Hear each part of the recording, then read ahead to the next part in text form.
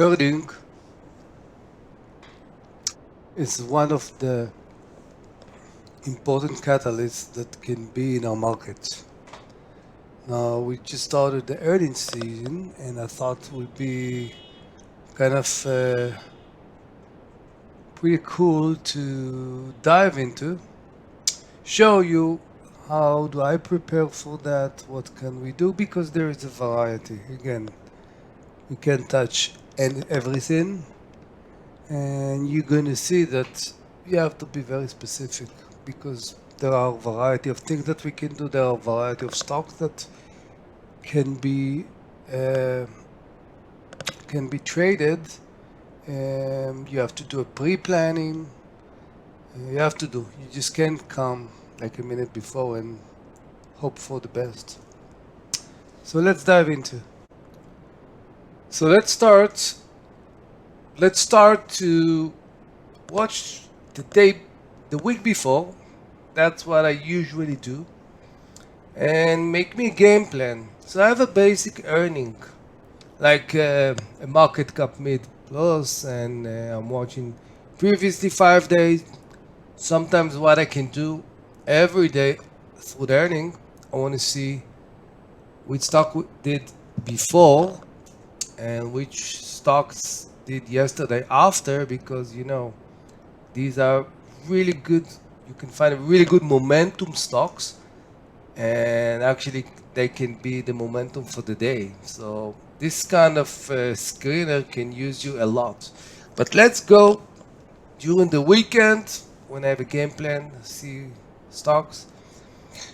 So I usually go average volume even over one. Let's do 75. I'm going to tell you why. Volume average above 750. In the past, I used to do above 10. I decrease it to 7 because sometimes, for example, in the EV, there were stocks that actually fell under the 10, where the institutional, can buy, but sometimes because they're pretty famous and everything, there's a lot of things happen there. So I want to catch those area between the 7 and the 10. So let's take the previous week. So this was only the first week, so there's not many. Usually what we're going to see are most of the stocks of the banks. But what I'm doing is, for example, WFC. So definitely you can see that there was a huge momentum gap down, and you can see it in all the bank stocks. You could see amazing engulfing finish at the high of the day. Definitely it's going to be on my radar, and after watching this, we're going to move to the chart and actually put game plan with numbers. Now the numbers doesn't, because it's looked like a huge engulfing. I'm open-minded. I'm going to see whether the stock will continue the momentum, or maybe it was a one-hit wonder and maybe it's going to fix a little bit. I don't know. UNH, also there was a United Health, pretty famous company. You could see definitely the range of the bar was pretty good, definitely to be on our list. TSM, for example, was earning on Thursday. Definitely I want to keep it on mind what's going to happen on Monday, because you could see that the range was between on Friday, but definitely if we're going to break the low, we have a nice gap there. If we break the high, so definitely we need to go and see what's happened. KB Home, you could see that there was a gap up and then a gap down. It's pretty messy, I don't know. JPM, same thing with WFC. I want to see FRC, kind of in the middle, nothing. Dell, definitely huge volume, definitely famous stocks. All the airline, pretty famous. Citigroup, same old story. BLK, nothing really special. So BK, same. Bank of America, same old story. So basically we have the banks, the BAC, JP Morgan, TSM on the third day, UNH and WFC. Now we're gonna go to the chart and see how we actually gonna be prepared. And when I say prepare, is I'm gonna have a level of support, resisting daily or even intraday on Friday, on Thursday, for example, for TSM, and sometimes I can see even an inflection point. So if we're going to start the day above this or under, it's going to actually dictate to me which way I want to trade it, up or down. So after we gather a list of stocks that are interested, we have to go to the drawing board. What I usually like to do is watch it on the daily, intraday, and start to plan, inflection, support, resistance. Let's start with BAC. As you can see on the daily, really good resistance at here, the 200. Pretty so swingy kind of, it's not look to me like the best things to do. So I'm going back to see high resolution on the intraday. And basically what I can see that we have this good support here of the 4330 area. So I'm writing myself this one, just writing this level, and I want to see what happened. Of course, let's not forget, every stock, if pre-market or even after there's no good relevant volume, and it's not relevant. I want to see that other people see what I see. So we can see it with, high ATR, high volume that will reflect what's going to happen. So WFC, that's what I want to see. Just if we're going to get to this level here, what's going to happen. And if we want to break, depending on what's happened on the pre, I want to see really good volume to see whether we can maybe do a momentum above this level, but definitely not for a swing. BAC, basically same old picture. Resistance, really good resistance here again. Daily 3480, 35 level. Writing myself this number, and I'm writing of course the high to see whether something will be in the pre. JP. Oh, JP, it's different. This one is the 250 and the 20. The difference between JD and BAC that you actually can see that we have a very strong resistance from the big 200, but in JP, we actually almost see them like for a uptrend, parallel the 20, the 50, and almost the 200. I want to see the weekly. Definitely on the weekly we have a lot of opportunity. Again, I don't have something really in my mind. Definitely I want to see if we can go back to this 135 area, and maybe after some pullback, definitely it looks really good candidate. And again, we have the high here, and I have this level around here that I want to see if we can maybe build something. But definitely, and again, when I'm saying a swing, it doesn't mean to happen on Tuesday, because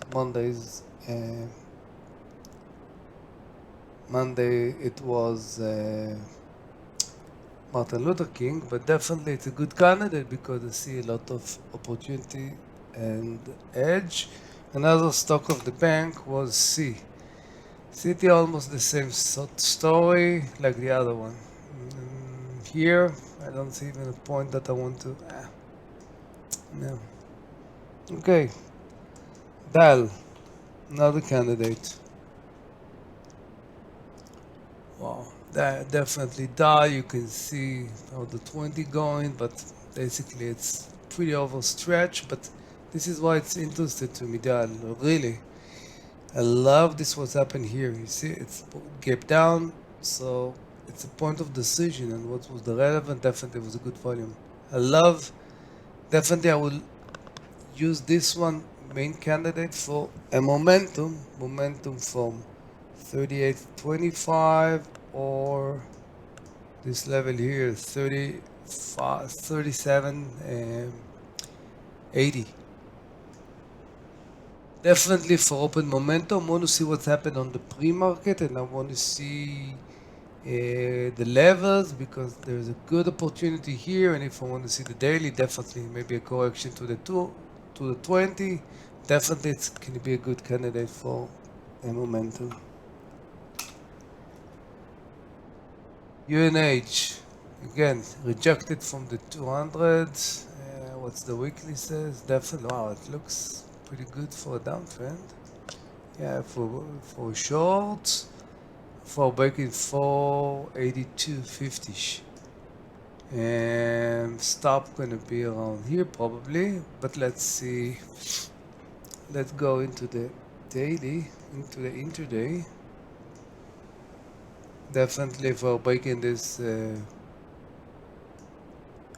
482, definitely I want to see what's gonna happen. Really bad green, really red candle here. Definitely you can see that there is like a nice bell flag here with a good risk reward. And again, what was the ATR of, let me see, because I'm not really intimidated by the big stop. UNH, almost 12 point ATR. So if I want to do some under the 482, definitely I can use this level here of the 500. So around 18.1, I think it's pretty okay. But definitely I want to see the price action. I know exactly here, and I want to see how the stock will move on. Let's see on the 15. Yeah, definitely we can do maybe around the 500 the stop. So you see we have a list of stock. Definitely some things really jump, whether it's a candidate of swing or whether it can be a good momentum or where it can be, just to keep an eye on it. And of course, the more, going to be more candidates, we have to be more specifics, because you're going to see the variety, and sometimes, the one that we're going to focus will not do, and the other one that we didn't will do. But welcome to trading. It's okay to be frustrated. It's okay to take a few minutes to rant. But now, what are you going to do to get better? Will you turn that frustration into fuel to do the work? That will make you a better trader. How you answer will be seen in your future P&L. Mike Bellafiore. I want to introduce my mentoring one-on-one program, which we trade, we learn everything live between session. We analyze, we go in over risk management, trading plan, strategy, in order to cause you to be better than you are. Main focus going forward. Earning is one of the best catalysts in trading. Lots of type of trades can be made. Lots of potential stocks in play. But as you can see, you must be selective in picking the right stocks and trading your best strategy, because if not, it will just go next to you and you're going to see so many opportunities that you missed. Definitely you need preparation in advance, and using alert is one of the good key to do it, because you need to plan your action in advance. You saw there are swing trading, there are opportunity for intraday momentum, open momentum, and we do everything because we want the trade to grow. You don't rise to the level of your goals, you fall to the level of your system. Your goal is your desired outcome. Your system is the collection of daily habits that will get you there. This year, spend less time focusing on outcomes and more time focusing on the habits that precede the results. James Clear, Atomic Habits.